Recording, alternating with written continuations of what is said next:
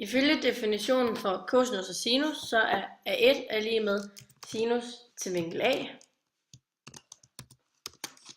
og B1 det er lige med cosinus til vinkel A. Man kan finde sidelængderne i en vilkårlig retvinklet trekant ved at bruge forstørrelsesfaktoren C.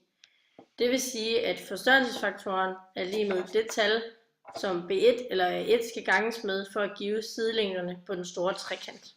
Det vil sige, at A det er lige med C gange A1, og sidelængden B det er lige med C gange B1.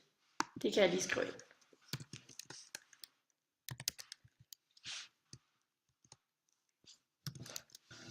Ja. Vi bruger så definitionen for cosinus og sinus og sætter dem ind i formlen.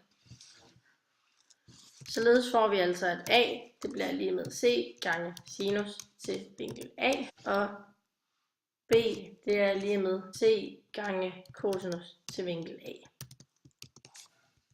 Hermed så har vi så formlerne for bestemmelser af sider og vinkler i en retvinklet trekant. De to ligninger A1 er lige med C gange A1, og B er lige med C gange B1. De kan divideres med hinanden.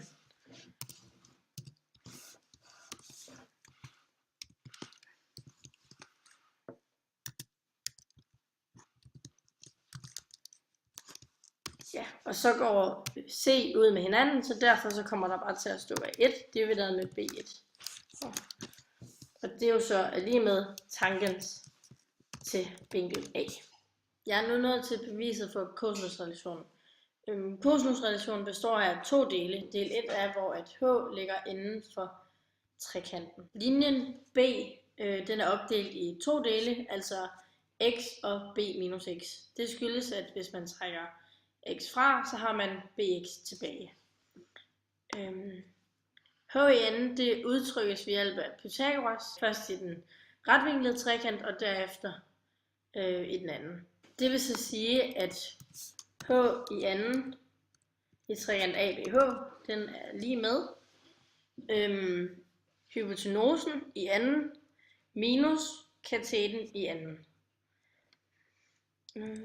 B minus x i anden. Ja, og i trekant BHC, der er H i anden, igen er lige med hypotenusen i anden, minus kateten i anden. Og nu sætter vi så de to udtryk med hinanden, da vi har to udtryk for H. Så C i anden minus B minus x i anden. Det må så være lige med A i anden minus x i anden. Og for at få det her til at ligne cosinusrelationen, så skal C i anden stå alene. Så bliver det så til plus B minus x i anden. Og efter det, så kan vi jo så gange parentesen ud. Så kommer der altså til at stå C i anden er lige med A i anden minus x i anden plus b i anden plus x i anden minus det dobbelte produkt. Det kan vi så reducere, det at x i anden går ud med hinanden. Og for at få det her til at ligne cosinusrelationen, så skal x erstattes med a gange cosinus til vinkel c, og x udtrykkes ved hjælp af vinkel c. Vi ved, at cosinus til vinkel c, det er den hosliggende divideret med hypotenusen. Så cosinus til vinkel c, det må altså være, og så kan vi få x til at stå alene ved at gange med a på begge sider af lighedstegnet. Hvis vi så erstatter x i formlen tidligere, så får vi jo så faktisk bare cosinusrelationen igen. Der. Jeg er nu nået til anden del af cosinusrelationsbeviset, som går ud på, at h ligger uden for trekanten. Ligesom jeg gjorde før, så skal h i anden udtrykkes på to forskellige måder. Jeg starter med den store trekant, hvor h i anden, det er lige med c i anden minus b plus x i anden. Og i den lille trekant, der er h i anden, altså lige med a i anden minus x i anden. Det kan jeg jo så sætte lige med hinanden. Så kommer der til at stå c i anden minus b plus x i anden. Det er lige med a i anden minus x i anden. Og det kan jeg jo så isolere sådan, at c kommer til at stå alene. Og da jeg lægger b plus x til på begge sider af lighedstegn, så bliver det jo selvfølgelig et plus foran. Ja. Herefter så kan jeg gange parentesen ud, hvorved der kommer til at stå c i anden, det er lige med a i anden minus x i anden,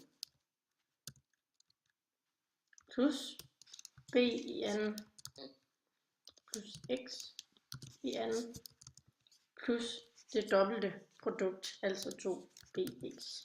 Det kan jeg jo så reducere, da de to x i anden går ud med hinanden.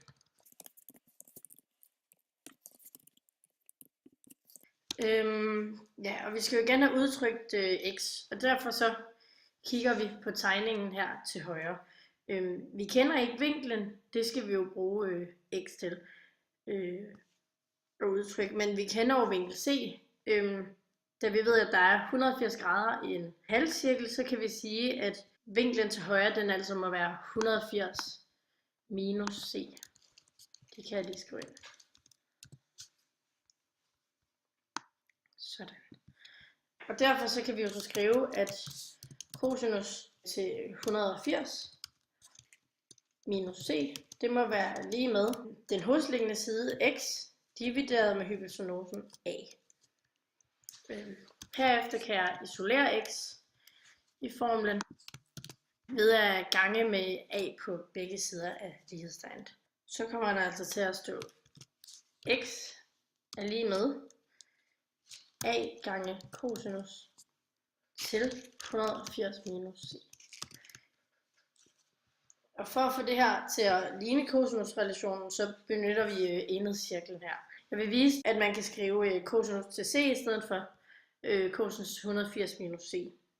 Vi ved jo, at enhedscirklen har en radius på 1, ud fra definitionen af cosinus sinus. Og vi kan afsætte vinkel c, og vi kan afsætte vinkel 180 minus c herover.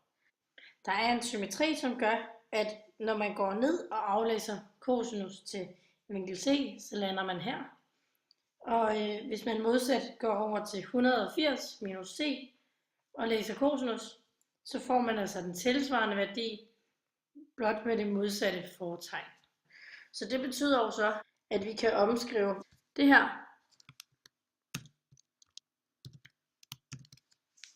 så der egentlig bare kommer til at stå x er lige med minus a gange cosinus til c. Det kan vi jo så bare indsætte på x's plads.